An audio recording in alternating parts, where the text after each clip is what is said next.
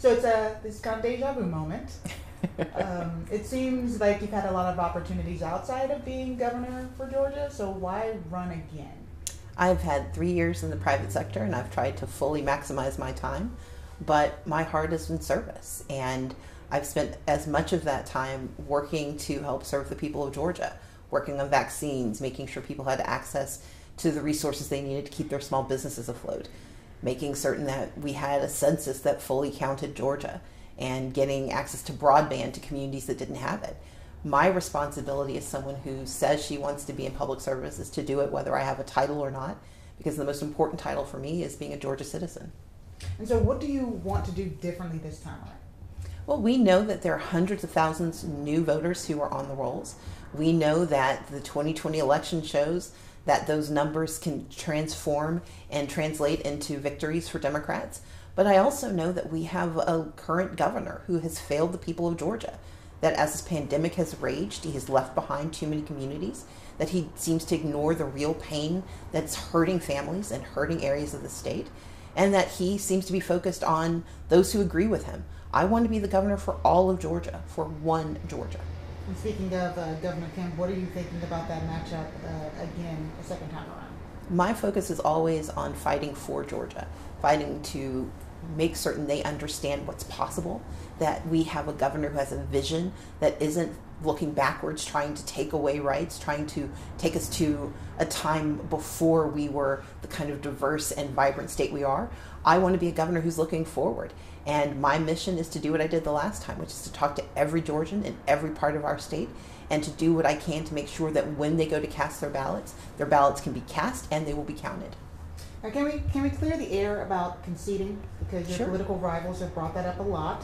Right? Raffensperger said former President Trump took a move out of Stacey Abrams' playbook. So, in hindsight, would you have done anything differently? And what do you think about your rivals constantly bringing up that point? I think that they reach for whatever they can find, and if that's their only attack, okay. Because here's what happened. I acknowledged the outcome of the election at the beginning of my speech, but what I said is I will never agree to a system that takes the rights of voters away from them. And I don't understand how anyone else would do so. How anyone who calls themselves a leader, how anyone who believes that they're an American citizen and believes in patriotism would suborn the loss of the right to vote for any Georgian. And so my work has been focused on that, laser focused on that. I never once challenged the outcome of the elections in the courts. I've only challenged the process, because by challenging the process, by challenging leadership, that's how you make better progress. That's how you get things done. That's what I've done as a citizen. That's what I've done as a legislator. And that's what I would do as governor. Make certain that we challenge the processes that are keeping our people held back and do what I can to improve the system so that everyone can thrive. And then talking about that voting law, and talking about attacks that your rivals have consistently brought up, is also with the All-Star game. And they've accused you of being a driving force behind the boycott by the MLB. So do you think that you have any responsibility for that? And why do you think they're so laser focused on you being the person that was the driving force behind it? What I have done is twice now tried to keep jobs in Georgia when Brian Kemp sent them away. In 2019, after he signed that egregious anti-choice bill that stripped away women's rights to choose, I was the one who had to talk to folks who were trying to pull their businesses out of Georgia. I was the leader of the anti-boycott movement. And when he once again decided to look backwards and try to erase voting rights in the state of Georgia, I did the work of trying to keep jobs here, trying to keep businesses here, trying to keep the game here. They called me and I said, please stay and fight. I can't control what people decide to do. I can only control what I try to invest in, and that is making sure that we have a forward-looking vision for the state and doing the work possible. But in the end, if people want to say that the laws as they stand are not right, I cannot disagree. In fact, I very clearly said that any company that spoke out against those bills were doing the right thing. I don't agree with pulling the game, but I do agree with disagreeing with and saying that those laws were wrong. And so let's talk a little bit about your platform. What do you want to focus on, and what do you want to tell Georgians that you want to do throughout your campaign process?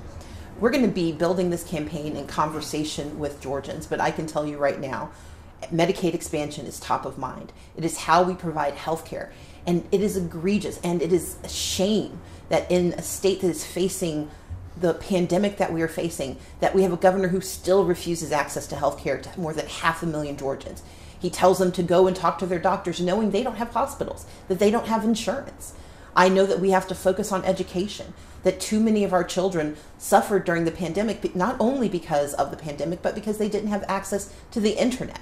And when so many people had to go online, we had too many communities that were left out of that opportunity.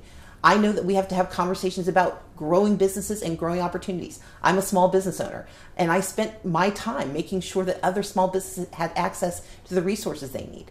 But we have too many communities that are still suffering. He may like to tout our low unemployment rate, but we have to look at who's still unemployed or who's taking on too many jobs because they can't make ends meet in a state like Georgia, where we should see thriving opportunities for everyone instead of watching women, Black, and Latino workers fall behind. What kind of approach are you looking at for rural Georgia? When I ran in 2018, I went to all 159 counties, and I intend to do the same, to speak to Georgians in every single part of our state, because we shouldn't have two Georgias. There shouldn't be a conversation about Metro Atlanta and the rest of Georgia. We have one Georgia, and we need a leader who believes in all of Georgia. I spent my time in the legislature fighting for our rural communities. I am fighting for our rural communities now.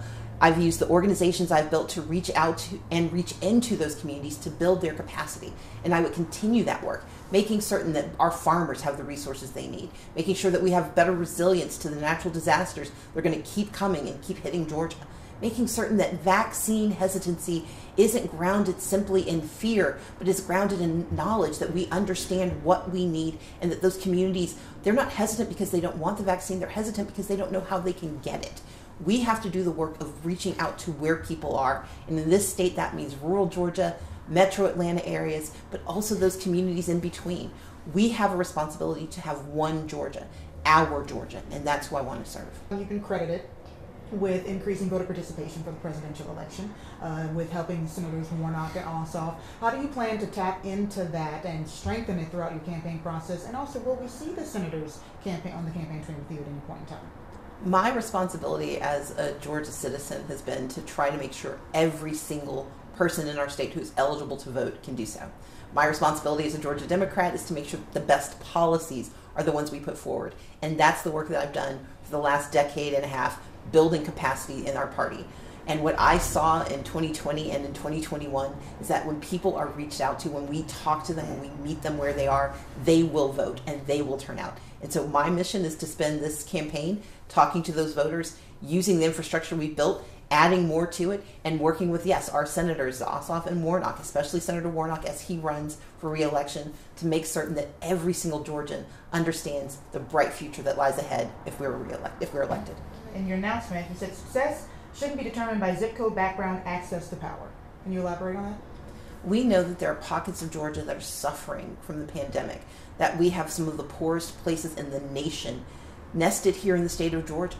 I know that background matters, that diversity is an issue for some Georgians, and it should be an opportunity. We have a vibrant and diverse state, not just in the metro areas, but throughout the state, and we should be harnessing that diversity. And access to power means that you shouldn't have to be friends with the governor to get the support you need. My mission is to serve every Georgian, whether they agree with me or not, and to make sure that they have a government that sees them and is willing to stand with them to get good done. And of course, 2 days ago, we now have a mayor-elect, a new mayor for Atlanta. Have you had a chance to talk to Andre Dickens? I have talked to Mayor-elect Dickens. I was proud to be one of his supporters when he ran for office the first time in 2014, and I'm proud of his election, and I look forward to his leadership in the city of Atlanta. When's the last time you had a conversation with Governor Kemp? I've not spoken with Governor Kemp in quite some time. But if he were sitting here instead of me right now, what would you have to say to him? Expand Medicaid. Right off the bat. That's the linchpin. We're in the midst of a pandemic where only half of our state is vaccinated, but where we know we've already lost 2 hospitals during his tenure. That is a shameful outcome. It's mean and it's callous, and it does nothing for Georgians. I would tell him to protect the rights of women, that his push for anti-choice legislation is going to not only hurt women, it's going to continue to hurt jobs in our state, that his egregious attack on voting rights is a terrible legacy for a state that should be leading in voting rights and voter access, and that his picking fights with mayors and county commissioners rather than doing the work of pulling people together does not do credit to him or to our state. And hopefully we'll have a chance to have that conversation.